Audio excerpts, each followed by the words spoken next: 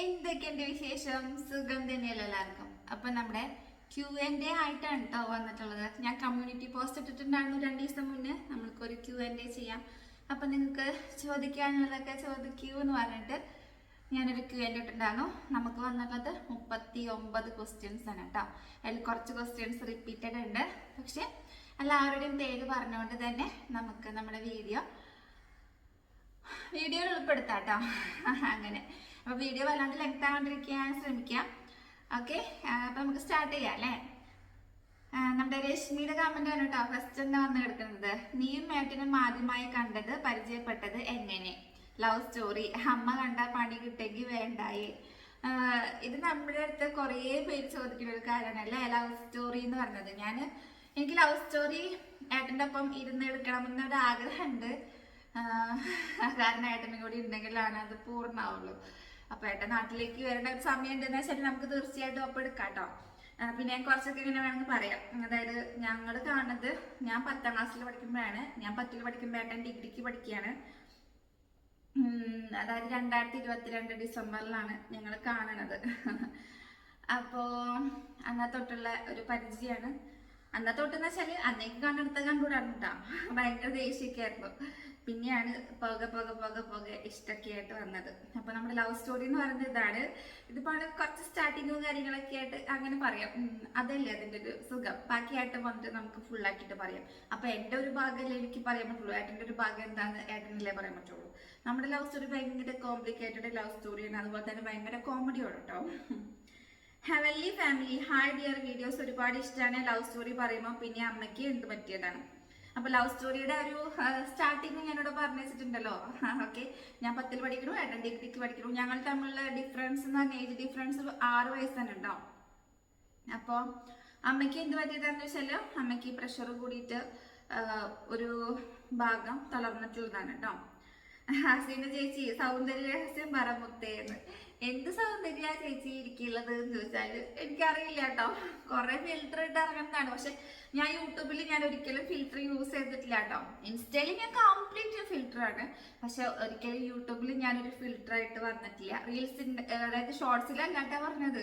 നമ്മുടെ നോർമൽ വീഡിയോസിലെ വ്ളോഗിൽ ഞാൻ ഫിൽറ്റർ യൂസ് ചെയ്യാറില്ല. ഞാൻ എന്താണോ ആ ഒരു കോലത്തിൽ തന്നെയാണ് നിങ്ങളുടെ മുന്നിൽ വന്ന് നിൽക്കുന്നത് കേട്ടോ. അടുത്തത് my choice of family vlogs 1, 2, 3.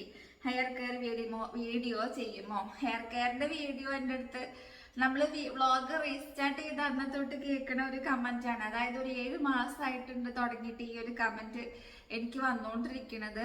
അതിന് മാത്രം നല്ല മുടിയൊന്നും അല്ല എൻ്റെ. നന്ന അരച്ചിട്ടൊക്കെ ഉണ്ട്. നമ്മുടെ ഏജിന്റെ കാര്യമല്ല. അതായത് ഇപ്പൊ എനിക്ക് 37 വയസ്സ്, അടുത്ത മാസത്തേക്ക് 37 വയസ്സാവും. ഏജിന്റെ കാര്യമല്ല, നമുക്ക് പാരമ്പര്യമായിട്ട് തന്നെ മുടിയൊക്കെ നരയ്ക്കുന്ന ഒരു ഫാമിലിയാണ്. എല്ലാവരുടെയും ഉണ്ട്. എൻ്റെ അനിയന്റെ താഴെയുള്ള അനിയന്റെ മുടി മാത്രമേ നരയ്ക്കത്തുള്ളൂ. ബാക്കി എല്ലാവരും മുടി നരച്ചിട്ട് തന്നെയാണ്. പക്ഷെ മുടി നല്ല ഹെൽത്തി ആയിട്ടുള്ള മുടിയാണ് കേട്ടോ എൻ്റെ. അതില്ലാന്ന് ഞാൻ പറയുന്നില്ല.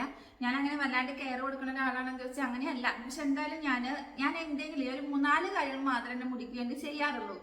അത് ഞാൻ എന്താന്ന് വെച്ചാല് അത് ചെയ്തുകൊണ്ട് നമുക്കൊരു കുഞ്ഞൊരു വീഡിയോ ചെയ്യാം കേട്ടോ. വല്ലാണ്ട് ലെങ്ത് ഒന്നും ഉണ്ടാവില്ല. ഒരു കുഞ്ഞു വീഡിയോ ഒക്കെ ഉള്ളത് ഉണ്ടാവുള്ളൂ. അപ്പൊ നമുക്ക് എന്തായാലും ആ ഒരു വീഡിയോ ഞാൻ പെട്ടെന്ന് തന്നെ ചെയ്യാം കേട്ടോ. ലിബി കമന്റ് ചെയ്തിട്ട് ചുള്ളത്തി ആയല്ലോ ചേച്ചി. അത് ആ ഡ്രസ്സിന്റെ ആണെന്നൂടാ. നമ്മള് കമ്മ്യൂണിറ്റി പോസ്റ്റ് ഇട്ടിട്ടുണ്ടായിരുന്ന ഡ്രസ്സ് നമ്മുടെ സിമീസ് കളക്ഷനിൽ നിന്ന് വന്നിട്ടുണ്ടായിരുന്ന ആ ഒരു ഫ്രോക്ക് നൈറ്റ് അതായിരുന്നു കേട്ടോ. അത് ആ ഡ്രസ്സിന്റെ ആണ് കേട്ടോ. ഡ്രസ്സ് നല്ല ഭംഗിയുള്ള ഡ്രസ്സ് ആയതുകൊണ്ടാണ് എനിക്ക് എന്നെ കണ്ടപ്പോൾ എനിക്ക് തോന്നി നല്ല ഭംഗിയായിട്ട് എനിക്ക് നന്നായിട്ട് ചേരുന്നുണ്ടെന്ന് എനിക്ക് തോന്നിയിട്ടുണ്ടായിരുന്നു കേട്ടോ. ധന്യ NP, നിങ്ങളുടെ വീഡിയോ നന്നായിട്ടുണ്ട്. Thank you Dhanya. Athira Reni, love story പറയാമോ? ഞാൻ ഏട്ടൻ വന്നിട്ട് ഏട്ടൻ എന്തായാലും ഇക്കൊല്ലം വരും ആള്. എന്നാതൊന്നും എനിക്ക് അറിയില്ല. എന്തായാലും പായിനെ മലയ്ക്ക് കൊണ്ടുപോകണം എന്ന് വിചാരിക്കുന്നുണ്ട്. അപ്പൊ എന്തായാലും ആള് പെട്ടെന്ന് വരും. പെട്ടെന്ന് തന്നെ വരാൻ ദൈവം സഹായിക്കട്ടെ. അപ്പോൾ അങ്ങനെ വരുമ്പോൾ ഞാനും എൻ്റെ ഈ ഒരു സൈഡിൽ ഏട്ടനും കൂടി ഉണ്ടാവും. അപ്പൊ നമ്മൾ രണ്ടാളും കൂടി ഇരുന്നിട്ട് ലവ് സ്റ്റോറി പറയാട്ടോ. അടുത്തത് Shagi Anoop, hair care video ചെയ്യുമോ? എടാ ഞാൻ ചെയ്യാട്ടോ. എന്തായാലും നമുക്ക് അടുത്ത വീക്കോട് കൂടിയിട്ട് ഹെയർ കെയറിന്റെ വീഡിയോ ഞാൻ എന്തായാലും ചെയ്തിടാം കേട്ടോ. അന്നമ്മാസ് ഡ്രീം വേൾഡ്, ചേച്ചി സുഖാണോ? വീട് എവിടെയാണെന്ന് പറയാമോ? സുഖമായിട്ടിരിക്കണൂടാ, സുഖമായിട്ടിരിക്കുന്നു. എൻ്റെ വീട് വരുന്നത് ചേറ്റുവയിലാണ് കേട്ടോ.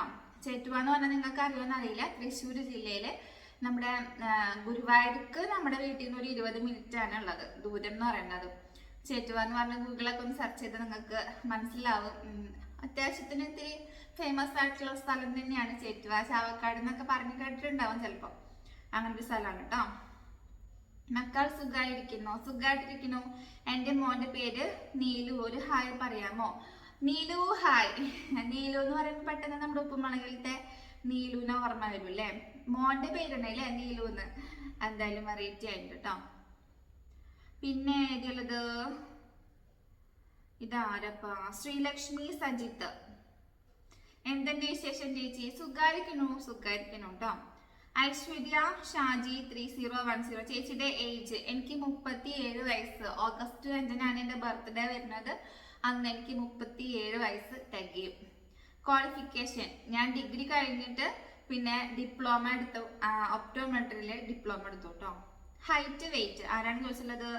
റിജി നജിബിൽ. എന്താ റിജീന ജിബിൽ അങ്ങനെയാണോണ്ടല്ലേ? ശരി, ഞാൻ പേരൊക്കെ വായിക്കേണ്ടത് എന്താ ഇതിങ്ങനെ എല്ലാതും കൂടെ ഒരുമിച്ച് ഒരൊറ്റ എഴുതിയിട്ടേ നമുക്ക് എവിടെയാ ഗ്യാപ്പ് ഇടേണ്ടത് ഒരു പിടുത്തല്ല. പെട്ടെന്ന് റിജി അങ്ങനെ ആയിപ്പോയി. അപ്പൊ ഹൈറ്റ് ഞാൻ 5'5" ആണ്. വെയിറ്റ് 80 kg ആണ് ഞാൻ ഗൾഫിൽ നിന്ന് വരുമ്പോ ഉണ്ടായിരുന്നത്. ഇപ്പൊ ഞാനൊരു 3 kg കുറഞ്ഞിട്ടുണ്ട്. അപ്പോൾ ഇപ്പൊ 77 ആണ് എൻ്റെ നിലവിലുള്ള വെയിറ്റ് എന്ന് പറയുന്നത്. ഷെഫീഖ് KM ലവ് സ്റ്റോറി പറയാമോ? വീണ്ടും. ധന്യ NP ജൂലൈ 4 എൻ്റെ മകൾ ഗൗരി മിത്ര എന്ന മീനുവിന്റെ പിറന്നാൾ ആണ്. ഒരു ഹാപ്പി ബർത്ത്ഡേ പറയാമോ? മീനുട്ടി ഇന്നാണ് ജൂലൈ 4 എന്ന് പറഞ്ഞത് കേട്ടോ. മീനുട്ടിക്ക് ആന്റിയുടെ വക എന്താ പറയാ 1000 പിറന്നാൾ ആശംസകള്. നല്ല കുട്ടിയായിട്ടിരിക്കുക, നല്ല കുട്ടിയായിട്ട് വളരുക, നന്നായിട്ട് പഠിക്കുക, എപ്പോഴും ഹാപ്പി ആയിട്ടിരിക്കുക. ഓക്കെ. ഗോപി TK അങ്ങനെയാണെന്ന് തോന്നുന്നു. അതല്ലെങ്കിൽ ഗോപിച്ച് എന്നാണോ എന്താണെന്ന് എനിക്കറിയില്ല. ഹായ് ചേച്ചി, സുഖാണോ? ചേട്ടൻ എന്താ ജോലി? ചേച്ചിയുടെ വീട് എവിടെയാണ്? ചേച്ചി സുഖായിരിക്കണോ എന്ന് ചോദിച്ചാല് സുഖായിരിക്കണോ. ചേട്ടൻ എന്താ ജോലി എന്ന് ചോദിച്ചാല് ഏട്ടൻ സൂപ്പർവൈസറാണ്. അലുമിനിയം ഫീൽഡില് സൂപ്പർവൈസറാണ് കേട്ടോ. സ്വാതി മനീഷ് ചേച്ചി ഏതുവരെ പഠിച്ചു? ചേട്ടന് എന്താണ് ജോബ്? കുട്ടികൾ ഏത് ക്ലാസ്സിൽ പഠിക്കുന്നു? അപ്പൊ അത് 2 ക്വസ്റ്റ്യന്റെ ആൻസർ ഞാൻ പറഞ്ഞു കഴിഞ്ഞിട്ടുണ്ട്. കുട്ടികൾ ഏത് ക്ലാസ്സിൽ പഠിക്കുന്നു എന്ന് ചോദിച്ചാല് മൂത്ത ആള് 8ലാണ്, രണ്ടാമത്തെ ആള് 4ാം ക്ലാസ്സിലാണ്. സരസ്വതി വിദ്യാനികേതൻ സെൻട്രൽ സ്കൂളിലാണ് അവർ പഠിക്കുന്നത്. ഇവിടെ ആർട്ടായിലാണ് കേട്ടോ. സ്വാതി മനീഷ് വീണ്ടും അതേ സെയിം ക്വസ്റ്റ്യൻ റിപ്പീറ്റ് ചെയ്തിട്ടുണ്ട്. സെയിം ക്വസ്റ്റ്യൻ തന്നെയല്ലേടാ? അതെ, വീട് എവിടെയാണെന്ന് മാത്രമാണ് എക്സ്ട്രാ ചേർത്തിട്ടുള്ളത്. വീട് ഞാൻ പറഞ്ഞില്ലേ എവിടെയാന്ന്. Chinnu say hi. ചിന്നൂസ് നമ്മുടെ ഭയങ്കരമായിട്ടുള്ള സപ്പോർട്ടറാണ് കേട്ടോ. തമ്പനയിൽ ചെയ്യുന്നത് ഒന്ന് കാണിക്കുമോ ചേച്ചി? തമ്പനയിൽ ചെയ്യുന്നത് ഞാൻ ഇൻഷോട്ടിലാണ് ചെയ്യാറുള്ളത്. ഇൻഷോട്ടിൽ നമ്മൾ സാധാരണ നമ്മുടെ പിക്ക് ആഡ് ചെയ്തിട്ട് അതിൽ ടൈപ്പ് ചെയ്തിട്ടാണ് ഞാൻ ചെയ്യാറുള്ളത്. ഇപ്പൊ എന്താ കാണിക്കാൻ വേണ്ടി അങ്ങനെയൊന്നുമില്ല. നമ്മൾ സാധാരണ ഇൻഷോട്ട് എടുക്കണോ, ഇൻഷോട്ടിൽ ഒരു ഫോട്ടോ നമ്മൾ ഓൾറെഡി ഫോട്ടോ എടുത്ത് വെച്ചിട്ടുണ്ടാവല്ലോ, അത് അവിടെ ആഡ് ചെയ്യണം, പിന്നെ അതിൽ ക്യാപ്ഷൻ കൊടുക്കണു, അത്രേ ഉള്ളൂ. അല്ലാണ്ട് വേറെ പ്രത്യേകിച്ച് ഞാൻ ഒന്നും ചെയ്യാറില്ല കേട്ടോ. ആതിര റെഡി ഹോം ടൂർ ചെയ്യണേ ചേച്ചി? ഹോം ടൂർ ഞാൻ ചെയ്യാം. ഞാൻ അതിൻ്റെ ഒരു ഗോളാക്കിയിട്ട് സെറ്റ് ചെയ്തിട്ടുള്ള ഒരു കാര്യമാണ്. നമുക്ക് ഒരു 50K ആവട്ടെ എന്ന് വിചാരിച്ചിട്ട് ഞാൻ ഇരിക്കുകയാണ്. എൻ്റെ 50Kയുടെ വീഡിയോ ആയിരിക്കും നമ്മുടെ ഹോം ടൂർ എന്ന് പറയുന്നത് കേട്ടോ. വീണ്ടും ഗോപി ചേച്ചിയുടെ ക്വാളിഫിക്കേഷൻ എന്താണ്? വീട്ടിൽ ആരൊക്കെയുണ്ട്? ചേട്ടൻ്റെ വീട്ടിൽ ആരൊക്കെയുണ്ട്? ഞാൻ പറഞ്ഞില്ലേ, ഞാൻ ഡിപ്ലോമ നമ്മുടെ ഒപ്റ്റോമെട്രിയിൽ കഴിഞ്ഞതാണ്. ഡിഗ്രി ഓൾറെഡി കഴിഞ്ഞിട്ടുണ്ട്. BHSC കഴിഞ്ഞിട്ടുണ്ട്. ഇതൊക്കെയാണ് എൻ്റെ ഡിപ്ലോമ എന്ന് പറയുന്നത്, ക്വാളിഫിക്കേഷൻ എന്ന് പറയുന്നത്. വീട്ടിൽ ആരൊക്കെയുണ്ടെന്ന് വെച്ചാൽ എൻ്റെ സ്വന്തം വീട്ടിൽ അമ്മ ഉണ്ട്, ചേട്ടനുണ്ട്, ചേട്ടൻ്റെ വൈഫ്, 3 കുട്ടികൾ, അച്ഛൻ മരിച്ചു. ഇവിടെയാണെങ്കിൽ ഞാൻ, ഏട്ടൻ, 2 മക്കള്, വേറെ ആരുമില്ല. തൊട്ടപ്പുറത്ത് തന്നെയാണ് ചേട്ടൻ്റെ വീട്. അവിടെ ഇതുപോലെ ചേട്ടൻ, ചേച്ചി, 2 മക്കള്. ഏട്ടൻ്റെ അച്ഛനും അമ്മയൊക്കെ മരിച്ചു പോയതാണ് കേട്ടോ. അടുത്തത് പത്മനാഭൻ. ഡാൻസ് പഠിക്കുന്ന വീഡിയോസ് കുറേയായി കാണുന്ന എല്ലാവരുടെയും അരങ്ങേറ്റം കഴിഞ്ഞതാണോ? ഇല്ലെങ്കിൽ ഈ എടുത്ത് എങ്ങാനും ഉണ്ടോ? എവിടെയാണ് പഠിക്കുന്നത്? അപ്പോൾ ഓരോ ക്വസ്റ്റിനായിട്ട് നമുക്ക് ആൻസർ പറയാം അല്ലേ. ഡാൻസ് പഠിക്കുന്ന വീഡിയോസ് കുറേ കാണുന്നു. ഡാൻസ് ഞാൻ പഠിക്കാൻ തുടങ്ങിയിട്ട് ഇപ്പോൾ 1.5 കൊല്ലം ആയിട്ടുണ്ട് കേട്ടോ. എല്ലാവരുടെയും അരങ്ങേറ്റം കഴിഞ്ഞതാണോ? അല്ല, അരങ്ങേറ്റം കഴിഞ്ഞിട്ടില്ല. ഈ അടുത്തെങ്ങാനും ഉണ്ടോ? നമ്മുടെ അരങ്ങേറ്റം വരുന്നത് നവംബറിലാണ്. നവംബർ ഫസ്റ്റ് വീക്കിൽ അരങ്ങേറ്റം ഉണ്ടായിരിക്കും. എവിടെയാണ് പഠിക്കുന്നത്? മയൂരിയിലാണ് കേട്ടോ. നമ്മുടെ തൃത്തല്ലൂര് മയൂരി പ്രിയ ടീച്ചറുടെ കീഴിലാണ് ഞാൻ പഠിക്കുന്നത്. ഇപ്പൊ 1.5 കൊല്ലമായിട്ടുണ്ട്. അരങ്ങേറ്റം ആവാറായിട്ടുണ്ട്. ഓൾറെഡി നമ്മുടെ അരങ്ങേറ്റം കഴിയേണ്ടതായിരുന്നു കഴിഞ്ഞ കൊല്ലം. പക്ഷെ ഏട്ടനെ വെയിറ്റ് ചെയ്തിട്ട് ഇങ്ങനെ നിന്ന് അതിങ്ങനെ നീണ്ടു പോയതാണ്. ഏട്ടൻ ഇന്ന് വരും നാളെ വരും, ഇന്ന് വരും നാളെ വരും, ആ ഒരു ഇതിലാണല്ലോ. അപ്പോൾ ഇപ്രാവശ്യം ഏട്ടൻ വരും എന്ന് വിചാരിച്ചിട്ട് നമ്മൾ ഡിസംബറിലേക്ക് വെച്ചതായിരുന്നു. പക്ഷെ ഏട്ടന്റെ കാര്യത്തിൽ ഒരു കോൺഫിഡൻസ് ഇല്ല. ഏട്ടന് തന്നെ ഒരു കോൺഫിഡൻസ് ഇല്ല എന്താണ് പറയേണ്ടത്, എങ്ങനെയാണ് ഉറപ്പ് പറയാൻ പറ്റുമോ എന്നുള്ള കാര്യത്തില്. അപ്പൊ അതുകൊണ്ട് പറഞ്ഞു, നീ ഒരു ഡേറ്റ് തീരുമാനിച്ചോ. അവിടെ പറഞ്ഞു വരാൻ പറ്റുകയാണെങ്കിൽ ഞാൻ വരാം, അല്ലെങ്കിൽ നിങ്ങളത് ചെയ്തോളാൻ പറഞ്ഞു. അടുത്തത് സ്നേഹ മനു. വണ്ണം കുറഞ്ഞല്ലോ ചേച്ചി, വെയിറ്റ് ലോസ് ചെയ്യാൻ എന്ത് ചെയ്തത് പറയാമോ? വെയിറ്റ് ലോസിന്റെ വീഡിയോ ഞാൻ ഇടാട്ടോ. ഇപ്പൊ ഞാൻ പറഞ്ഞില്ലേ, ഞാനൊരു 3 കിലോണ് കുറഞ്ഞിട്ടുള്ളത്. നിങ്ങൾക്കത് വല്ലാണ്ട് ഫീൽ ചെയ്യുന്നുണ്ടോ എന്ന് വെച്ചാല്, ഞാൻ വല്ലാണ്ടൊന്ന് ഇപ്പൊ എന്താ പറയാ, ഇങ്ങനെ നിന്നിരുന്നത് ഒന്ന് ഇങ്ങനെയായിട്ടുണ്ട്. അതില്ലാന്ന് ഞാൻ പറയണില്ല. എന്നോട് എന്നെ കാണുന്ന എല്ലാവരും അങ്ങനെ പറയാറുണ്ട്, തടി കുറഞ്ഞു എന്നുള്ള കാര്യം പറയാറുണ്ട്. അപ്പൊ ഞാൻ അതിന്റെ വീഡിയോ നമുക്ക് സെപ്പറേറ്റ് ആയിട്ട് ഒരെണ്ണം ചെയ്യാട്ടോ. സുഹാന ജാസ്മിൻ. പായുന്റെയും അമ്മുന്റെയും റിയൽ നെയിം എന്താണ്? പായുന്റെ റിയൽ നെയിം എന്ന് പറയുന്നത് ആരാധ്യ എന്നാണ് കേട്ടോ. പിന്നെ അമ്മൂട്ടിയുടെ പേര് വേദ എന്നാണ്. ഗ്രീഷ്മ വിനീത്. ചേച്ചി വീട്ടിൽ മക്കളുമായി തനിച്ച് താമസിക്കുമ്പോൾ ചേച്ചിക്ക് പേടി തോന്നാറുണ്ടോ? എനിക്ക് ഭയങ്കര പേടിയായിരുന്നു കേട്ടോ. ഭയങ്കര പേടി എന്ന് പറഞ്ഞാൽ ഞാൻ ഒറ്റയ്ക്ക് കിടക്കാത്ത ഒരാളാണ്. എന്റെ കല്യാണത്തിന്റെ അന്ന് വരെ, കല്യാണത്തിന്റെ തലേദിവസം വരെ ഞാൻ എൻ്റെ അമ്മയുടെ ഒപ്പം ഉണ്ടാവും കിടന്ന് ഉറങ്ങിയിട്ടുള്ളത്. പിന്നെ കല്യാണം കഴിയുമ്പോൾ പിന്നെ ഏട്ടൻ ഉണ്ടാവല്ലോ, സ്വാഭാവികം. ഏട്ടൻ ഗൾഫിലേക്ക് ഫസ്റ്റ് പോയിട്ട്, അതായത് നമ്മുടെ കല്യാണം കഴിഞ്ഞ് 1 മാസം കഴിഞ്ഞപ്പോഴാണ് ആള് ഗൾഫിലേക്ക് പോണത്. അന്നാണ് ഞാൻ എൻ്റെ ജീവിതത്തില് എന്താ പറയാ, ഇത്രയും പേടിച്ചിട്ടുള്ള കുറച്ച് ദിവസങ്ങൾ എന്ന് പറയുന്നത്. ലൈറ്റ് ഇട്ടിട്ടേ ഞാൻ കിടക്കുള്ളൂ. എൻ്റെ മക്കൾക്കും ആ ഒരു ശീലമുണ്ട്, ഇപ്പോഴും ഞങ്ങൾ ലൈറ്റ് ഇട്ടിട്ടേ കിടക്കുള്ളൂ കേട്ടാ.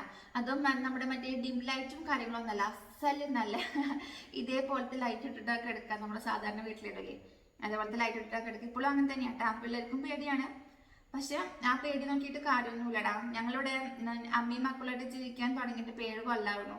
7 കൊല്ലം എന്ന് പറയുമ്പോൾ എൻ്റെ അമ്മൂട്ടി ഒരു 3-ാം ക്ലാസ്സിലല്ല കേട്ടോ. അമ്മൂട്ടി ആ ഒരു 3-ാം ക്ലാസ്സിലായിട്ടില്ല, 2-ലോ 1-ലോ ഒക്കെ പഠിക്കുന്ന കാലത്തിലാണ് നമ്മളിവിടെ വന്ന് താമസിക്കുന്നത് ഒറ്റയ്ക്ക്.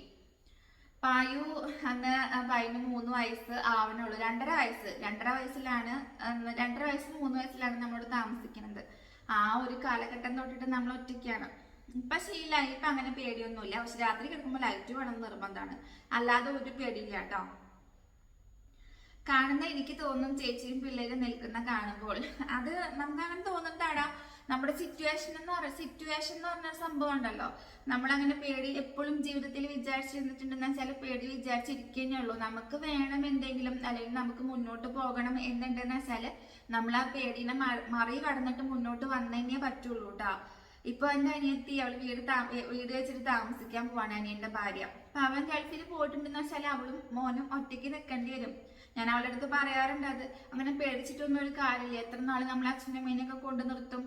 എല്ലാത്തിനും ഒരു ലിമിറ്റ് എന്ന് പറഞ്ഞൊരു സംഭവമുണ്ട്. നമ്മൾ ഒറ്റയ്ക്ക് നിന്ന് തന്നെ പഠിക്കണം. 2 ദിവസം 3 ദിവസം കൂടിയാന്ന് ഒരു 10 ദിവസം അല്ലെങ്കിൽ 1 മാസം നമുക്ക് പേടിയുണ്ടാവും.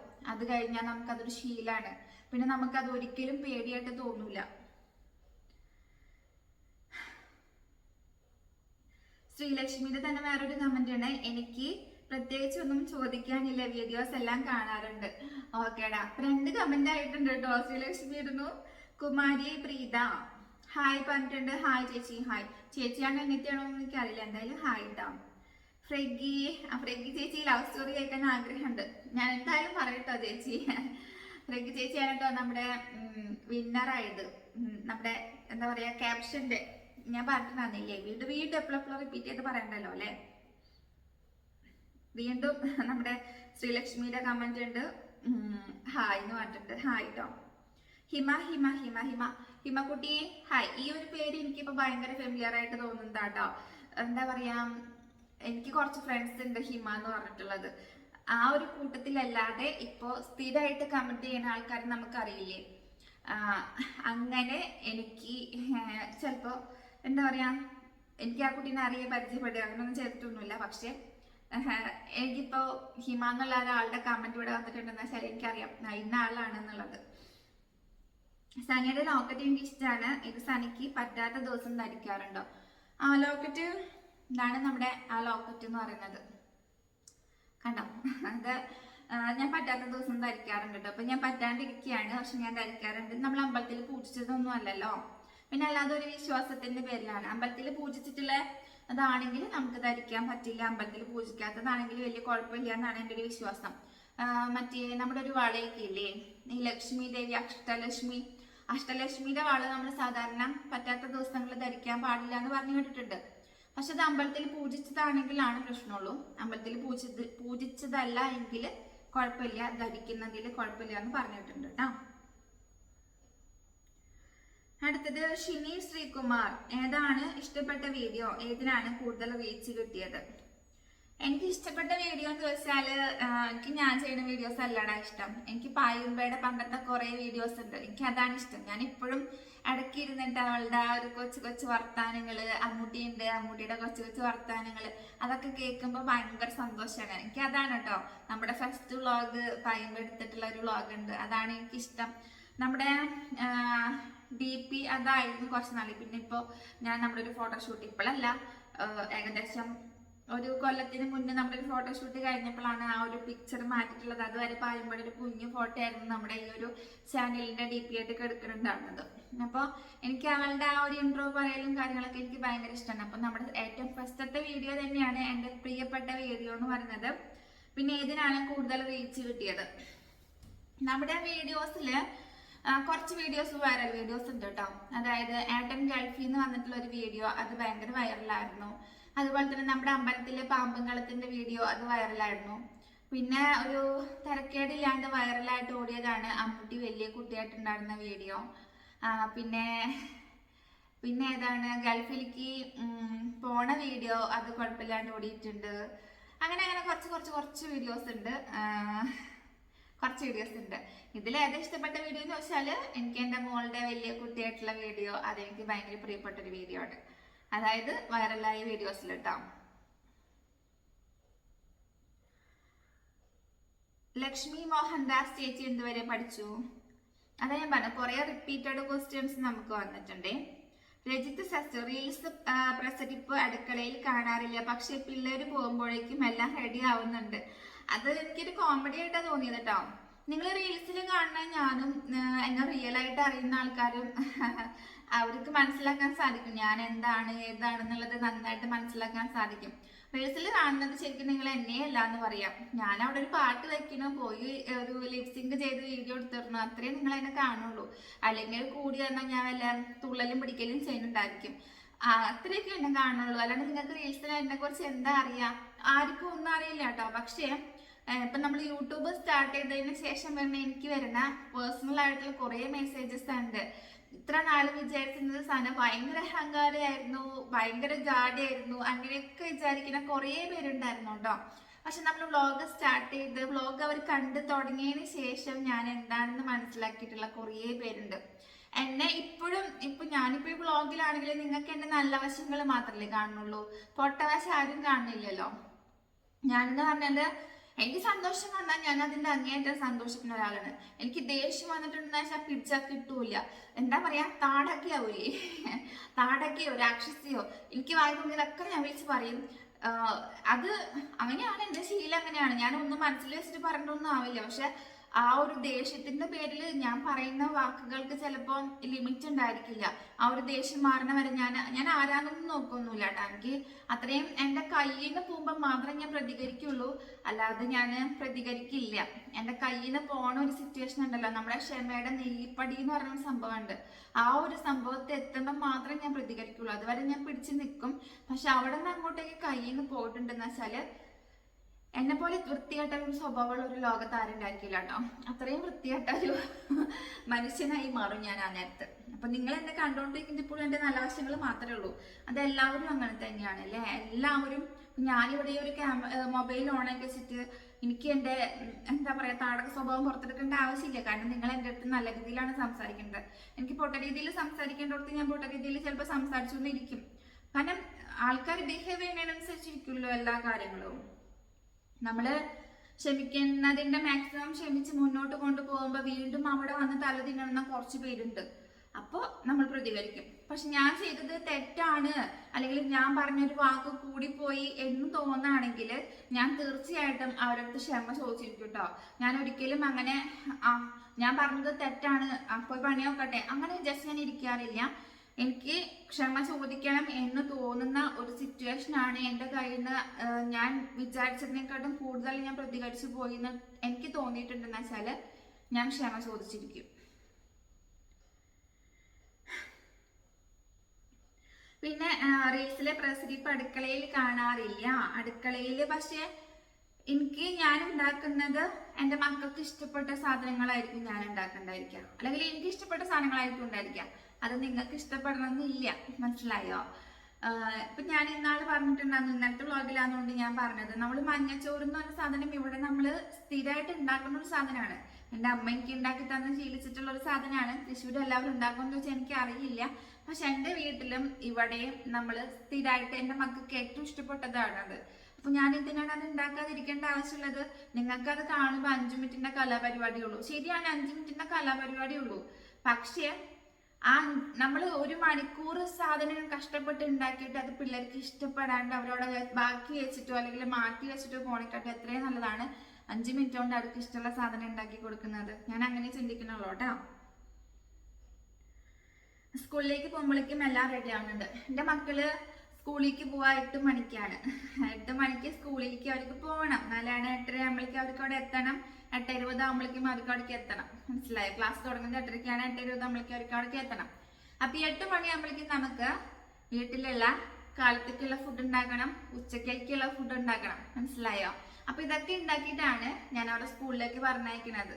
ഈ 2 നേരത്തെ ഫുഡ് ഉണ്ടാക്കുന്നുണ്ട്. അവർ ഇവിടുന്ന് വീട്ടിൽ നിന്ന് ഫുഡ് കഴിക്കുന്നുണ്ട് ഓൾറെഡി. അപ്പോൾ ഞാൻ എത്ര നേരത്തോടെ എണീക്കുന്നുണ്ടായിരിക്കും, ഞാൻ എപ്പോഴൊക്കെ ഫുഡ് റെഡി ആക്കുന്നുണ്ടായിരിക്കും എന്നൊക്കെ നിങ്ങൾക്കൊന്ന് ചിന്തിച്ചാൽ മതി. പിന്നെ റീൽസിലത്തെ പ്രസരിപ്പ് എനിക്ക് എൻ്റെ അടുക്കളയിൽ വന്ന് തുള്ളിച്ചാടി ഉണ്ടാക്കേണ്ട ആവശ്യമില്ലല്ലോ. അത്രേ ഉള്ളൂ. അശ്വതി ശ്രീനിവാസൻ ചേച്ചിയെ കണ്ടിട്ട് ഹിമാസുമിത്തിന്റെ കൂട്ടുണ്ട്, അതോ എനിക്ക് മാത്രമാണോ അങ്ങനെ തോന്നിയേ? അല്ലടാ, ഹിമയുടെ കൂട്ടുണ്ടെന്ന് ഇന്നലെ നമ്മള് ലൈവ് വന്നിട്ടുണ്ടായിരുന്നു. ലൈവ് വന്നപ്പോഴും ആരോ പറഞ്ഞു എൻ്റെ അടുത്ത് ഇതുപോലെ. അശ്വതിനെയാണോ പറഞ്ഞത് അതോ വേറെ വല്ലവരാണോ എന്ന് എനിക്കറിയില്ല. ഞാൻ ടിക്ടോക്ക് തുടങ്ങിയ കാലം തൊട്ടിട്ട് എൻ്റെ അടുത്ത് പറയുന്ന ഒരു കാര്യമാണ്, ഹിമയുടെ ചായ ഉണ്ട്, ഹിമയുടെ റിലേറ്റീവ് ആണോ, ഹിമയുടെ ചേച്ചിയാണോ എന്നൊക്കെ ചോദിച്ചിട്ടുണ്ട് കേട്ടോ കുറെ പേര്. പക്ഷെ എനിക്ക് ആ കുട്ടീനായിട്ട് ഒരു ബന്ധമില്ല. ഞാൻ ഇന്നലെ പറഞ്ഞ അതേ സെയിം ഡയലോഗ് തന്നെയാണ് പറയുന്നത്. ഇപ്പൊ റീൽസ് തുടങ്ങിയിരിക്കുന്ന സമയത്തൊക്കെ കുറെ പേര് ചോദിച്ചിട്ടുണ്ട് ഹിമയുടെ റിലേറ്റീവ് ആണോ ചേച്ചിയാണോ എന്നൊക്കെ. പക്ഷെ ഇപ്പൊക്കെ എല്ലാവർക്കും അറിയാം അല്ല എന്നുള്ളത്. അതുകൊണ്ട് ഇപ്പൊ ആ ചോദ്യം അങ്ങനെ വല്ലാണ്ട് വരാറില്ല. പിന്നെ നമ്മളിപ്പോ ആദ്യമായിട്ട് കാണുന്നവരൊക്കെയാണ് അങ്ങനെ ചോദിക്കാം. അപ്പൊ ഞാനും ഹിമയും തമ്മിൽ നോ ബന്ധം. എനിക്ക് ഇഷ്ടമാണ് കേട്ടോ ഹിമേനെ. ഗോപി, ലവ് മാരേജ് ആയിരുന്നോ? എന്താണ് വീഡിയോയിൽ വേറെ ആരെയും കാണാത്തത്? ലവ് മാരേജ് ആയിരുന്നു. പക്ഷെ ലവ് മാരേജ് ആയതിന്റെ പേരിലല്ല കേട്ടോ വീഡിയോയിൽ വേറെ ആരെയും കാണാത്തത്. ഇപ്പൊ ഞാനും മക്കളും മാത്രമേ ഉള്ളൂ. നമ്മളിപ്പോ വീടിന്റെ പുറത്തേക്ക് അങ്ങനെ ഇറങ്ങണില്ല. പിന്നെ തൊട്ടപ്പുറത്തായിട്ടുള്ളത് ചേട്ടന്റെ വീടാണ്. അവർക്ക് അങ്ങനെ വീഡിയോയിൽ വരുന്നതൊന്നും ഇഷ്ടമുള്ള കാര്യങ്ങളല്ല. അതുകൊണ്ട് ഞാൻ ഒരു വീഡിയോയിൽ ഉൾപ്പെടുത്താറില്ല. നമ്മൾ ഇഷ്ടമില്ലാത്ത ഒരു കാര്യത്തിന് ഒരാൾ നിർബന്ധിക്കേണ്ട ആവശ്യമില്ലല്ലോ. പിന്നെ വീഡിയോയില് വേറെ ആരും കാണാത്തത് എന്ന് പറഞ്ഞാൽ വേറെ ആരും ഇല്ല എനിക്ക് കാണിക്കാൻ വേണ്ടിയിട്ട്. ഇപ്പോഴത്തേക്ക് ഒരു ഫാമിലി എന്ന് പറയുന്നത് ഈ അണുകുടുംബം ആയതുകൊണ്ട് തന്നെ ആകെ 1 or 2 പേരൊക്കെയല്ലേ നമ്മുടെ വീട്ടിലുള്ളൂ. വീട്ടിലുള്ളവരെ വെച്ച് വീഡിയോ എടുക്കണു, അതുകൊണ്ട് നിങ്ങൾ അങ്ങനെ കാണുന്നു, അത്രേ ഉള്ളൂ. അർച്ചന ജയകുമാർ, ജീവിതത്തിൽ നമ്മളെ കൊണ്ടൊന്നും സാധിക്കില്ല എന്ന് വിചാരിച്ചിരിക്കുന്നവരോട് ചേച്ചിക്ക് പറയാനുള്ളത് എന്താണ്? ജീവിതത്തിൽ ആർക്കും ഒന്നും സാധിക്കാത്തതായിട്ടില്ല എന്നാണ് എൻ്റെ ഒരു വിശ്വാസം. ഇപ്പോ ഞാനിത് പറയാൻ വലിയ ആളായിട്ടൊന്നല്ല, പക്ഷേ എല്ലാവർക്കും എല്ലാം സാധിക്കും, അത്രേ പറയാനുള്ളൂ കേട്ടോ. ആർക്കും ഒന്നും സാധിക്കാത്തതായിട്ടില്ല, നമ്മളൊന്ന് പരിശ്രമിച്ചാൽ നേടാത്തതായിട്ട് ഒന്നുമില്ല എന്നാണ് എൻ്റെ ഒരു വിശ്വാസം. കുറച്ച് കഷ്ടപ്പെടേണ്ടി വരും, നന്നായിട്ട് കഷ്ടപ്പെടേണ്ടി വരും. അങ്ങനെ കഷ്ടപ്പെടാൻ ഒരു മനസ്സുണ്ട് എന്ന് വെച്ചാല് നമുക്കുള്ള വഴി ദൈവം തനിയെ വെട്ടിത്തരും. നമ്മൾ ആ ഒരു വഴിയെ കൊണ്ട് പോയാൽ മതി. അത് കറക്റ്റായിട്ട് നമുക്ക് എന്താണ് വേണ്ടതെന്ന് കണ്ടുപിടിക്കാൻ സാധിച്ചിട്ടുണ്ട് എന്ന് വെച്ചാല് നമുക്ക് എത്തേണ്ടടുത്ത് എത്താൻ സാധിക്കും കേട്ടോ. രഞ്ജിത്ത്, ഒരുപാട് സോഷ്യൽ മീഡിയ പ്ലാറ്റ്ഫോമുകൾ ഉപയോഗിച്ച ആളല്ലേ, ഇതിനൊക്കെ താരതമ്യപ്പെടുത്തുമ്പോൾ എങ്ങനെയുണ്ട് യൂട്യൂബ് അനുഭവം? പറ്റുകയാണെങ്കിൽ നിങ്ങളുടെ ലവ് സ്റ്റോറി കൂടി പറയുക. ലവ് സ്റ്റോറി ചോദിക്കുന്ന ആൾക്കാരേ ഉള്ളൂ അല്ലേ, എല്ലാവർക്കും ലവ് സ്റ്റോറിയാണ് അറിയേണ്ടത്. ലവ് സ്റ്റോറി ഞാൻ പറയാം. ഓക്കെ, അപ്പോൾ സോഷ്യൽ മീഡിയ ഉപയോഗിക്കുന്ന, ഒരുപാട് സോഷ്യൽ മീഡിയ ഉപയോഗിച്ചിട്ടുള്ള ആളല്ലേ ഞാൻ. ടിക്ടോക്ക് യൂസ് ചെയ്തിട്ടുണ്ട്, റീൽസ് യൂസ് ചെയ്യുന്നുണ്ട്, അതായത് ഇൻസ്റ്റാഗ്രാം യൂസ് ചെയ്യുന്നുണ്ട്, യൂട്യൂബ് യൂസ് ചെയ്യുന്നുണ്ട്, മോജി യൂസ് ചെയ്ത് തുടങ്ങും. ഇതിലൊക്കെ എനിക്ക് ഏറ്റവും ഇഷ്ടപ്പെട്ട പ്ലാറ്റ്ഫോം എന്ന് പറഞ്ഞാൽ നമ്മൾ കടന്നു വന്നിട്ടുള്ള ടിക്ടോക്ക് തന്നെയാണ് കേട്ടോ. ടിക്ടോക്ക് ഞാൻ യൂസ് ചെയ്യുമ്പോൾ ടിക്ടോക്കിൽ നിന്ന് എനിക്ക് അങ്ങനെ വല്ലാണ്ട് ബാഡായിട്ടുള്ള അനുഭവങ്ങൾ വളരെ കുറവാണ്. ഇൻസ്റ്റാഗ്രാമിൽ നിന്ന് അതിന് വേണ്ടിയിട്ട് എന്നെ കൊല വിളിച്ചിട്ടുണ്ട് ഇൻസ്റ്റാഗ്രാം. എന്താ പറയാ, നമ്മുടെ ഒരു ജീവിതം അവസാനിപ്പിക്കേണ്ട ഒരു പോയിന്റ് എന്ന് അറിയില്ലേ, ഇവിടെ തീർന്നു, ഞാൻ അവസാനിച്ചു, അല്ലെങ്കിൽ ഞാൻ കഴിഞ്ഞു, എനിക്കിതിന് മുന്നോട്ടേക്ക് ഒന്നുമില്ല എന്നുള്ള ഒരു സിറ്റുവേഷനിലേക്ക് എന്നെ ഇൻസ്റ്റാഗ്രാം കൊണ്ട് ചെന്നെത്തിച്ചിട്ടുണ്ട്. ഞാൻ ഇൻസ്റ്റാഗ്രാം ഒരു മാസത്തോളം, ഒരു മാസം കേട്ടോ, കറക്റ്റ് ഒരു മാസം, അതെന്തോ ഭാഗ്യത്തിനാണ് ഞാൻ അതൊക്കെ ഇൻസ്റ്റാഗ്രാമൊക്കെ ഞാൻ കളഞ്ഞ്, എൻ്റെ അക്കൗണ്ടൊക്കെ കളഞ്ഞ്, അതായത് ഒരു മാസത്തേക്കാണ് അതിൻ്റെ ഒരു ഇതുണ്ടായിരിക്കുക, ആ ഒരു പീരീഡ്.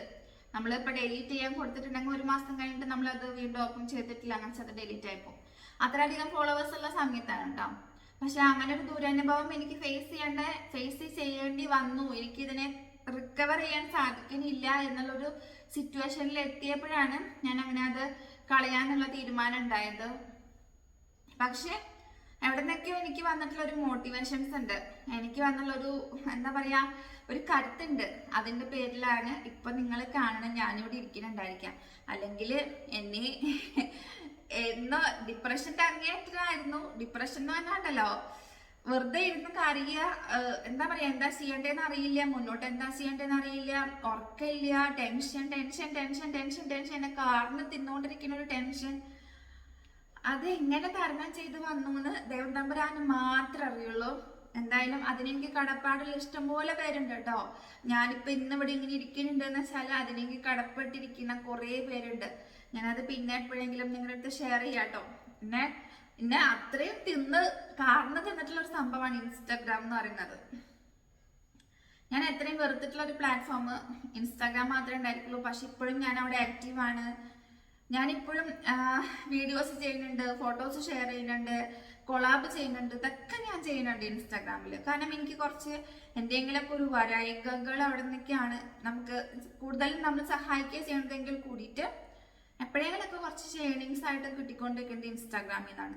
അപ്പം അതുകൊണ്ടും ഇൻസ്റ്റാഗ്രാം എനിക്ക് ഇഷ്ടമാണെന്ന് ചോദിച്ചാൽ 75% എനിക്ക് ഇഷ്ടമല്ല, 25% എനിക്ക് ഇഷ്ടമാണ്. പറയാം, അതിൻ്റെ സ്റ്റോറി പറയാം. അർച്ചന ജയകുമാർ, ജീവിതത്തിൽ നമ്മളെ കൊണ്ട് ഒരു ഉപകാരവും ആർക്കും ഉണ്ടാവില്ല എന്ന് വിചാരിക്കുന്നവരോട്, അല്ലെങ്കിൽ അങ്ങനെ ഓർത്ത് വിഷമിച്ചിരിക്കുന്നവരോട് ചേച്ചിക്ക് എന്താണ് പറഞ്ഞു കൊടുക്കാനുള്ളത്? നമ്മുടെ ജീവിതത്തിൽ നമ്മളെ കൊണ്ട് ആർക്കും ഉപകാരം ഇല്ലാത്തത് അതൊന്ന് പറഞ്ഞു തരാൻ പറ്റുമോ ആർക്കെങ്കിലും? ഇപ്പോൾ നമ്മുടെ അച്ഛനമ്മമാർക്ക് നമ്മളെ കൊണ്ട് ഒരു ഉപകാരം ഉണ്ടായിരിക്കും, നമ്മുടെ ഹസ്ബൻഡിന് നമ്മളെ കൊണ്ട് ഒരു ഉപകാരം ഉണ്ടായിരിക്കും. അറ്റ്ലീസ്റ്റ് ഫുഡെങ്കിലും വെച്ചു കൊടുക്കണില്ലേ? അത് അവരോട് വരും അറിയണില്ലേ? നമ്മുടെ ജീവൻ നിലനിൽക്കുന്നത് നമ്മൾ ഈ ഫുഡ് കഴിക്കുന്നതുകൊണ്ട് തന്നെയല്ലേ. അപ്പൊ ആരെ കൊണ്ട് ഉപകാരം ഇല്ല എന്നൊന്നുമില്ല. ഞാൻ പറയുന്നത് വലിയ വാചാലായിട്ട് വലിയ ഇതൊന്നുമല്ല. എൻ്റെ ഒരു കോൺസെപ്റ്റില് എന്നെ കൊണ്ട് കുറെ പേർക്ക് ഉപകാരം ഉണ്ടായിട്ടുള്ളൂ. പക്ഷേ അത് എന്താവട്ടെ, ഞാൻ എല്ലാവർക്കും ഉപകാരം മാത്രമേ ചെയ്തിട്ടുള്ളൂ. നമുക്ക് തിരിച്ചു കിട്ടുന്നത് ഉപദ്രവമാണ് എന്താണെന്ന് ഞാൻ ചിന്തിച്ചിട്ടില്ല. പക്ഷെ കിട്ടിയത് മൊത്തം അങ്ങനെയാണ് കേട്ടോ. ഉപദ്രവമാണ് കിട്ടിയിട്ടുള്ളതെങ്കിൽ കൂടിയിട്ട് പിന്നെയും നമ്മൾ ഉപകാരങ്ങൾ ചെയ്തു കൊടുക്കുകയാണ് ചെയ്യാറുള്ളത്. നമുക്കുള്ളത് ദൈവം തരും എന്ന് വിചാരിച്ചിട്ടാണ് ഇരിക്കുന്നത് കേട്ടോ. പിന്നെ എന്താ ചോദിച്ചത്, അങ്ങനെ ഓർത്ത് വിഷമിച്ചിരിക്കുന്നവരോട് ചേച്ചിക്ക് എന്താണ് പറഞ്ഞു കൊടുക്കാനുള്ളത്? എന്തിനാണ് അങ്ങനെ ആലോചിച്ച് വിഷമിക്കുന്നത്? ഇപ്പൊ ഇയാൾ ഉദ്ദേശിക്കുന്നത് ചിലപ്പോൾ വീട്ടിലിരിക്കായിരിക്കും, വരുമാനം ഉണ്ടായിരിക്കില്ല, ഹസ്ബൻഡിനെ സഹായിക്കാൻ സാധിക്കുന്നുണ്ടായിരിക്കില്ല, അങ്ങനെയൊക്കെയല്ലേ വിചാരിക്കണേ.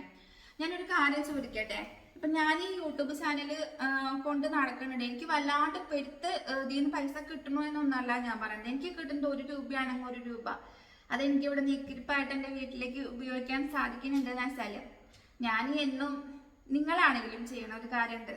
കാലത്ത് എണീക്കണോ, ചായ വെക്കണോ, അടുപ്പിൽ തീ കൂട്ടണോ, ചോറ് വെക്കണോ, കറി ഉണ്ടാക്കണോ, പിള്ളേരെ സ്കൂളിലേക്ക് വിടണോ, തിരിച്ചു കൊണ്ടുവരണം, തുണി അലക്കണോ, മടക്കണോ, ഇതൊക്കെ തന്നെയല്ലേ സ്ഥിരം ചെയ്തുകൊണ്ടിരിക്കണേ. ഇതിൽ നിന്നൊന്നും മാറ്റിപ്പിടിക്കാൻ നമുക്ക് സാധിക്കുമോ? സാധിക്കില്ല.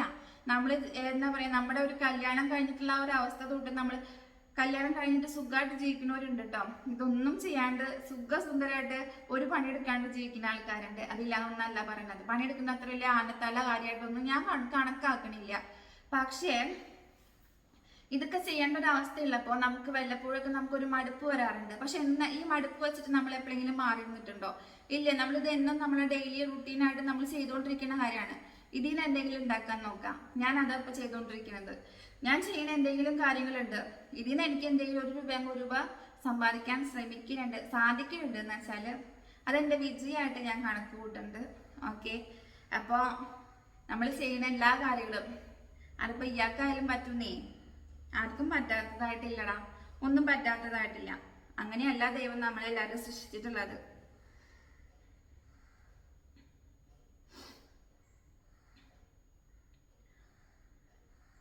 ഇവിടെ കമന്റൊക്കെ അതാ പോയിട്ടോ. ഓക്കെ, മൈ കുട്ടി ചാനൽ ബൈ ആഷിയ. ഈ ലോങ് ഡിസ്റ്റൻസ് റിലേഷൻഷിപ്പ് എങ്ങനെയാണ് ഹാൻഡിൽ ചെയ്യുന്നത്? Benish bro അടുത്തില്ലല്ലോ, so full responsibilities അനക്കിയല്ലേ അങ്ങനെ ഈ സ്ട്രെസ് മാനേജ് ചെയ്യുന്നത്? ഭയങ്കര സ്ട്രെസ് ആണ് കേട്ടോ. ഇപ്പൊ ഏട്ടൻ ലോങ് ഡിസ്റ്റൻസ് റിലേഷൻഷിപ്പ് എങ്ങനെയാ മാനേജ് ചെയ്യണേന്ന് ചോദിച്ചാല് ഞങ്ങൾ ചുട്ടടിയാണ് കേട്ടോ. ഞാൻ എവിടെയാണെങ്കിലും ഞാനത് പറയും. ഞങ്ങള് സ്നേഹിക്കുമ്പോ ഭയങ്കര അട്ടയാണ്, എന്താ പറയാ, ഇങ്ങനെ അട്ട പിടിച്ചിരിക്കില്ലേ, അങ്ങനെയാണ് കേട്ടോ. പക്ഷെ അടി കൂടിയിട്ടുണ്ട് എന്ന് വെച്ചാൽ ഇത്രയും വൃത്തികെട്ട രണ്ട് കപ്പിൾസ് ഞങ്ങളെക്കാട്ടും വൃത്തികെട്ടതായിട്ട് ആരും കാണാൻ കിട്ടില്ല. അത്രയും വൃത്തികെട്ട കപ്പിൾസ് ആണ് കേട്ടോ. ഞാനാണെങ്കിലും ഏട്ടനാണെങ്കിലും വയതൊന്നൊക്കെ വിളിച്ചു പറയും, എല്ലാം വിളിച്ചു പറയും. അതിലൊരു കോംപ്രമൈസും ഇല്ല കേട്ടോ ഒരു കാര്യത്തിൽ. ചിലപ്പോൾ മിണ്ടാതിരിക്കും. ഞാൻ കൂടുതലും പണ്ടൊക്കെ ഞാൻ പറഞ്ഞിട്ടുണ്ട്, ഏതൊക്കെ വീഡിയോയിൽ ഞാൻ പറഞ്ഞിട്ടുണ്ട്, പണ്ടത്തെ ഒരു കാലഘട്ടത്തില് ഞാനാണ് അങ്ങോട്ടേക്ക് കയറിച്ചല്ല, ഏട്ടാ സോറി സോറി സോറി എന്ന് പറഞ്ഞിട്ട്. ചിലപ്പോഴല്ല കൂടുതലും ഏട്ടൻ ചെയ്യുന്ന മിസ്റ്റേക്കുകളായിരിക്കും. പക്ഷെ എന്നിരുന്നാൽ കൂടിയിട്ട് ഞാൻ അങ്ങോട്ടേക്ക് നാണോ മാനവും ഇല്ലാതെ കയറി ചെല്ലും. ഏട്ടൻ ചെയ്ത തെറ്റ് അത് ശരിയാണ്, ഞാൻ ചെയ്ത ശരി തെറ്റാണ് എന്ന് പറഞ്ഞുകൊണ്ട് നമ്മള് കയറി ചെല്ലുന്ന അവസ്ഥകളൊക്കെ പണ്ട് ഉണ്ടായിട്ടുണ്ട്. പക്ഷെ ഇപ്പൊ ഞാൻ അങ്ങനെയല്ല. ഞാൻ ചെയ്തത് ശരിയാണെങ്കിൽ ഞാൻ ശരിയാണ് എന്ന് പറഞ്ഞ് തന്നെയാണ് നിൽക്കാറുള്ളത്. ഏട്ടൻ തെറ്റ് ചെയ്തിട്ടുണ്ടെങ്കിൽ എൻ്റെ അടുത്ത് വന്ന് സോറി പറയട്ടെ, ആ ഒരു രീതിയിലാണ് കേട്ടോ ഞാൻ നിൽക്കാറുള്ളത്. ഇപ്പൊ അങ്ങനെയാണ് നിൽക്കാറുള്ളത് പൊതുവെ. കാരണം അതാണ് ശരിയെന്ന് എനിക്ക് തോന്നിയത് കൊണ്ടാണ് കേട്ടോ. പിന്നെ ലോങ് ഡിസ്റ്റൻസ് റിലേഷൻഷിപ്പ് ആണെങ്കിലും എന്താണെങ്കിലും നമ്മൾ മനസ്സിലാക്കുന്നതിനനുസരിച്ചിരിക്കും അല്ലേ. ഇപ്പൊ ഞാൻ പറഞ്ഞില്ലേ, ഞങ്ങൾ സ്നേഹിച്ചിട്ടുണ്ടെന്ന് വെച്ചാല് അട്ടയാണ്. ഇത്രയും നല്ല കപ്പിൾസ് വേറെ ഉണ്ടായിരിക്കില്ല ഒരു പക്ഷെ. ഏട്ടൻ എന്നെ നന്നായി മനസ്സിലാക്കിയിട്ടുണ്ടോ എന്ന് വെച്ചാല് എന്നെ മനസ്സിലാക്കിയിട്ടില്ല എന്ന് എനിക്ക് പറയാൻ പറ്റുള്ളൂ. ഞാൻ ഏട്ടനെ മനസ്സിലാക്കിയിട്ടുണ്ടോ എന്ന് വെച്ചാല് ചിലപ്പോൾ അതും ഉണ്ടാവില്ല എന്ന് ഏട്ടൻ വേണമെങ്കിൽ പറയാൻ സാധിക്കും കേട്ടോ. കാര്യം നമ്മൾ ലവ് മാരേജും കാര്യങ്ങളൊക്കെയാണ്. പക്ഷെ അതൊന്നും പറഞ്ഞിട്ടൊരു കാര്യമൊന്നുമില്ല. പ്രേമിക്കുന്ന കാലത്തൊരു മുഖമൊന്നും ആയിരിക്കില്ല കല്യാണം കഴിഞ്ഞതിന് ശേഷം നമ്മൾ കാണുന്നുണ്ടായിരിക്കാം. അപ്പോൾ അകലെയാണെങ്കിലും ദൂരെയാണെങ്കിലും എല്ലാവരും അഡ്ജസ്റ്റ്മെന്റ് ആണ്, എല്ലാം അഡ്ജസ്റ്റ്മെന്റ് ആണ്. അതാണ് സത്യം എന്ന് പറയുന്നത്. പിന്നെന്താ, ബെനീഷ് ബ്രോ അടുത്തില്ലല്ലോ, ഫുൾ റെസ്പോൺസിബിലിറ്റീസ് അനക്കല്ലേ ആണ്. ഇപ്പോ നമ്മൾ ഈ വീട് നോക്കുന്നതാണെങ്കിലും പിള്ളേരെ നോക്കുന്നതാണെങ്കിലും എല്ലാ റെസ്പോൺസിബിലിറ്റി നമുക്കാണ്. ഇപ്പോ എന്താ പറയാ, ഒരു ചായപ്പൊടി തീർന്ന ആ ചായപ്പൊടി തൊട്ടിട്ട് നമ്മള് എന്താ പറയാ, ആഴ്ചയിൽ ഒരു ദിവസം ഒരു ചിക്കനോ മട്ടനോ ഒക്കെ വാങ്ങിക്കുന്നുണ്ടെങ്കിൽ അതുപോലും പുറത്തു പോയിട്ട് വാങ്ങിക്കേണ്ട ഉത്തരവാദിത്വം എൻ്റെ തലയിലാണ് ഉള്ളത്. ഞാൻ മാത്രമല്ല കേട്ടോ, അപ്പുറത്തുള്ള ചേച്ചിയാണെങ്കിലും അങ്ങനെ തന്നെയാണ്. അപ്പോൾ ഞാനത് വലിയ മഹത്തായ കാര്യമായിട്ടൊന്നും ഞാൻ പറയണമൊന്നുമില്ല. അതുപോലെ കുറെ ഫാമിലിയില് എല്ലാതും ഫാമിലി മൊത്തം മാനേജ് ചെയ്ത് നടക്കുന്ന സ്ത്രീകളുണ്ട്. ഇപ്പൊ നമുക്ക് ജോലിക്ക് പോകേണ്ട കാര്യമില്ല, ഇതെല്ലാം ചെയ്തിട്ട് ജോലിക്ക് പോണ സ്ത്രീകളുണ്ട്. അപ്പൊ അവരെയൊക്കെ നമ്മൾ എന്താ പറയണ്ടേ, പൂട്ട് പൂജിക്ക് തന്നെ വേണല്ലേ. സ്ട്രെസ് എന്താന്ന്, സ്ട്രെസ് എങ്ങനെ മാനേജ് ചെയ്യണമെന്ന് ചോദിച്ചാല് ഞാൻ ഭയങ്കര, എനിക്കറിയില്ല, ഞാൻ ഇരുന്ന ഇരിപ്പിൽ, ഇപ്പൊ ഇവിടെ ഇരുന്ന ഇരിപ്പിൽ ഞാൻ ഓഫായി പോണ ആളാണ്. എപ്പോഴാണ് എന്റെ സ്വഭാവം മാറാന്ന് പറയാൻ പറ്റില്ല കേട്ടോ. കാരണം അത്രയ്ക്ക് അധികം ടെൻഷൻസ് ഒരു സമയത്ത് എങ്ങനെയൊക്കെയാ കടന്നു വരുന്നത്. ഞാൻ വണ്ടിയൊക്കെ ഓടിക്കുമ്പോണ്ടല്ലോ 100 കൂട്ടം കാര്യങ്ങൾ എന്റെ തലയിൽ കിടന്ന് പെരുക്കണുണ്ടായിരിക്കും.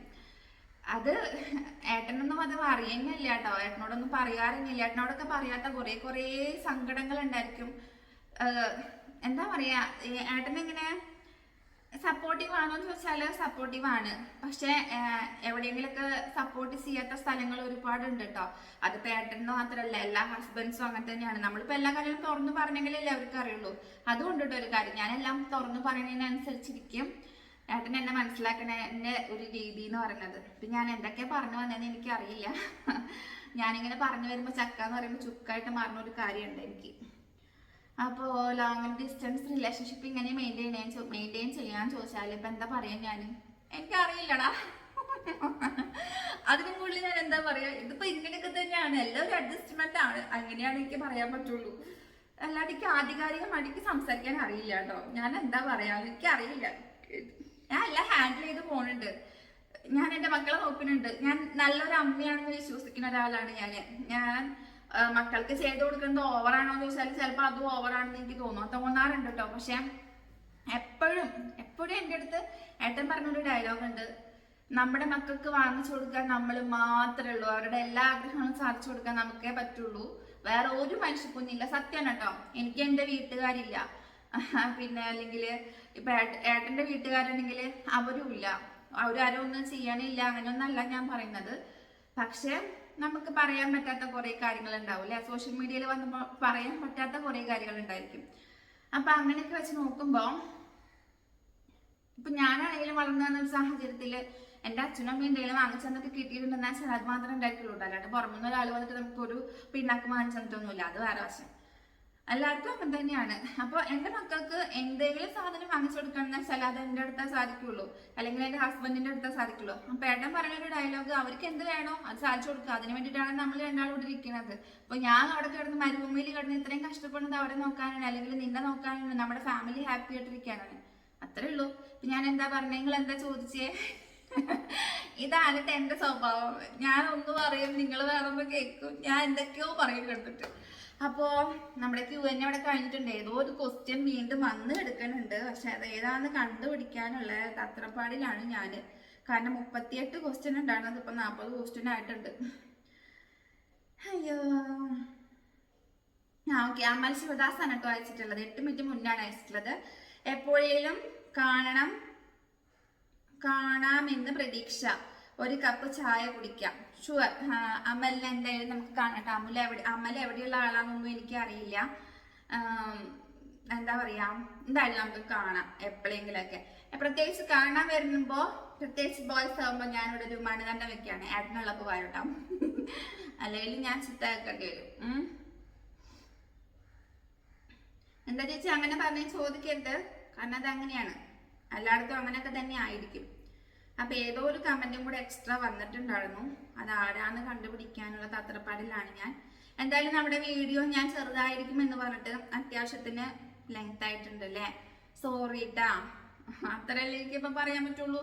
37 മിനിറ്റ് ആയിട്ടുണ്ട്. ഇപ്പൊ ഞാൻ ബൈക്ക് കൂടെ പറഞ്ഞു വരുമ്പോ 38-39 മിനിറ്റ് ആവും. അപ്പോ ഞാൻ പറഞ്ഞു വന്നതൊക്കെ നിങ്ങൾക്ക് മനസ്സിലായെന്ന് ഞാൻ വിചാരിക്കുന്നു. എന്നോട് ആധികാരികമായിട്ടുള്ള ക്വസ്റ്റ്യൻസ് ഒക്കെ ചോദിച്ചിട്ടുണ്ടെന്ന് വെച്ചാല് നിങ്ങൾ ചോദിക്കുന്ന ചക്കേനെ ഞാൻ മാങ്ങിയാക്കിട്ടോ മറ്റേത് മറിച്ചതൊക്കെ ആയിട്ടൊക്കെ പറഞ്ഞു പോകും. കാരണം ഞാൻ ഇവിടെ വന്നിരിക്കുന്നതിനെക്കാട്ടും മുന്നേ ഞാൻ എൻ്റെ മനസ്സിനെ പറഞ്ഞു പഠിപ്പിച്ചൊരു കാര്യമുണ്ട്. സോഷ്യൽ മീഡിയ ആണ്, വായേന്ന് അരുതാത്തതൊന്നും വരരുത്, അല്ലെങ്കിൽ തന്നെ നീ ഒരുപാട് ഏട്ടനിട്ട് ട്രോളിക്കൊണ്ടിരിക്കുന്നുണ്ട്, കൂടുതലായിട്ടൊന്നും ആ മനുഷ്യനാർക്കും കൊല്ലാനായിട്ട് ഇട്ട് കൊടുക്കരുത്. പിന്നെ ഫാമിലിയാണ്, ഫാമിലിയിൽ ഇഷ്ടംപോലെ പ്രോബ്ലംസ് ഉണ്ടായിരിക്കും, അതൊന്നും സോഷ്യൽ മീഡിയയിൽ വന്ന് വിളമ്പരുത്. അതിപ്പോൾ ഇവിടെ ആണെങ്കിലും അവിടെ ആണെങ്കിലും എവിടെയാണെങ്കിലും അതൊന്നും വന്ന് വിളമ്പരുത്. അതൊക്കെ ഫാമിലി ആകുമ്പോൾ എന്താ പറയാ, മറ്റേ നമ്മുടെ എന്താ പറയാ മറ്റേ ചട്ടിയും കാലൊക്കെ ആകുമ്പോൾ തട്ടിമുട്ടി ഇരിക്കും എന്നൊക്കെ പറയണ പോലെ, അതിപ്പോ ഈ വീട്ടിലത്തെ ചട്ടി അല്ലെങ്കിൽ അപ്പുറത്തെ വീട്ടിലെ ചട്ടി ആണെങ്കിലും എല്ലാം മുട്ടും അല്ലേ. അപ്പൊ അതൊന്നും പറയരുതെന്ന് പറഞ്ഞിട്ടാണ് ഇവിടെ വന്നിരുന്നത്. പക്ഷെ എന്തൊക്കെയോ ഞാൻ പറഞ്ഞിട്ടുണ്ട്, അതൊക്കെ ക്ഷമിച്ചളയെല്ലാം മാച്ചളയാ. അപ്പൊ ഇന്നത്തെ വീഡിയോ ഇത്രയേ ഉള്ളൂ. വീഡിയോ ഇഷ്ടമെങ്കിൽ ലൈക്ക് ചെയ്യാനും ഷെയർ ചെയ്യാനും കമന്റ് ചെയ്യാനും മറക്കരുത്. നിങ്ങളുടെ സപ്പോർട്ട് എനിക്ക് അത്യാവശ്യമാണ്. വീണ്ടും അടുത്ത വീഡിയോയിൽ കാണുന്നവരെല്ലാവർക്കും ബൈ ബൈ.